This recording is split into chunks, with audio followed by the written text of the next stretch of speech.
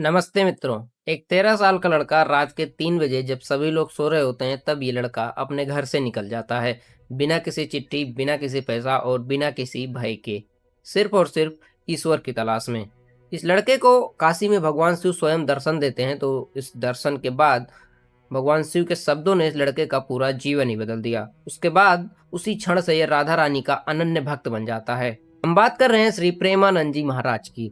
लेकिन इनके बारे में एक रहस्यमय बात यह है कि कोई इंसान बिना किडनी के कैसे जीवित रह सकता है। साल 2006 में डॉक्टरों ने साफ साफ कह दिया था कि इनकी दोनों किडनियां फेल हो चुकी हैं और अब ये 2 या 3 महीने से ज्यादा जीवित नहीं रहेंगे। ये कहानी उस संत की है जिसे हिंदू भी मानता है और मुसलमान भी मानता है। तो आइए समझते हैं इन महान संत श्री प्रेमानंद जी महाराज जी की पूरी कहानी आज के इस वीडियो में विस्तार से।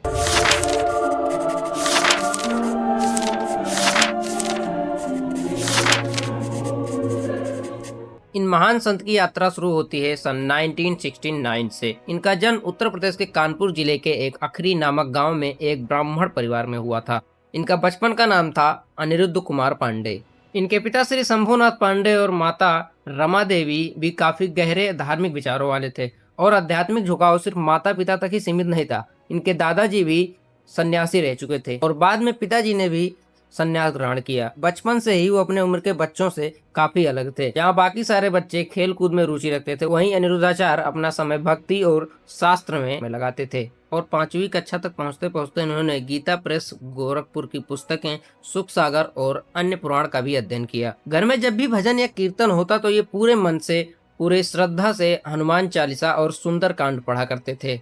उसके बाद इन्होंने बहुत ही बड़ा निर्णय लिया अपने जीवन का। जब वो 9वीं कक्षा में पहुंचे तो उन्होंने निर्णय लिया अपना घर छोड़ने का। और ये बात उन्होंने एक दिन अपने माँ जी से कही तो उनकी माँ ने सुनने के बाद सोचा कि अभी ये बच्चा है, किसी साधु या संत की बात सुन के ये ऐसा सोच रहा है और इसके मन में ऐसे विचार आ रहे हैं। और ऐसा कहकर, ऐसा सोचकर वो घर के कामों में व्यस्त हो गई। लेकिन अगले दिन सुबह लगभग 3 बजे जब घर के सभी लोग सो रहे होते हैं तो ये उठते हैं और अपने माता पिता को प्रणाम करते हैं और अपने घर से निकल जाते हैं। और जब वो घर से निकले तो उन्होंने केवल 4 चीजें ले ली थी, एक गीता, कुशा आसन और एक तांबे का लोटा और एक चादर। रात के अंधेरे में वो निकले और लगातार 15 किलोमीटर तक चलते रहे। सुबह होने तक चलते चलते ये एक जंगल के विशाल शिव मंदिर में पहुंचे। मंदिर पहुंचकर वो 14 घंटों तक ऐसे ही भूखे और प्यासे बैठे रहे। दोपहर के 12 बजे तक इनकी भूख बढ़ती गई और तभी वो ध्यान लगाने बैठ गए भगवान शिव जी की शिवलिंग के सामने। और जब वो ध्यान लगाने बैठे तभी एक आवाज ने उनका ध्यान तोड़ा और तभी उन्होंने देखा कि दरवाजे के मंदिर पर कोई आदमी खड़ा है और उनको पुकार रहा है। उस आदमी ने पूछा कि इस मंदिर पर कोई सूरदास स्वामी रहते हैं, मैं उनके लिए दही लेकर आया हूँ। उस आदमी ने कहा, मैं उनके लिए दही लेकर आया हूँ, लेकिन अब अभी वो है नहीं, तो ये दही तुम पी लो।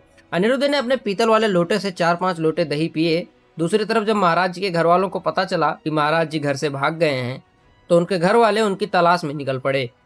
और 3 दिन की लगातार तलाश के बाद भी अनिरुद्धाचार्य नहीं मिले उनको। उसके बाद किसी व्यक्ति ने उनको बताया कि जंगल वाले शिव मंदिर में कोई गोरा सा लड़का बैठा हुआ है। तभी पूरे परिवार वाले उस मंदिर की ओर गए तो अनिरुद्ध ने अपने परिवार वालों को अपनी तरफ आते हुए देखा तो उनके मन में सम्मान और दूसरी तरफ डर दोनों उठा। उनके पिता ने 2 बार कहा कि उठ जाओ, लेकिन फिर भी वो अपनी ध्यान अवस्था में बैठे रहे। तीसरी बार जब उनके पिता ने कठोर अवस्था में कहा कि उठ जाओ, तभी अनिरुद्ध ने दृढ़ता से कहा, मेरा जीवन अब भगवान के नाम पर हो गया है।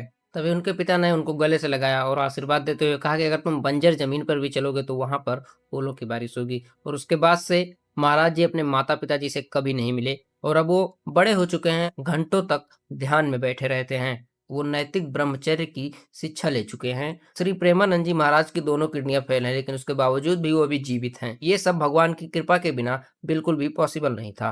खैर, आज के लिए बस इतना ही। मिलते हैं किसी नेक्स्ट वीडियो में किसी नेक्स्ट इंटरेस्टिंग टॉपिक के साथ। तब तक के लिए जय प्रेमानंद जी महाराज।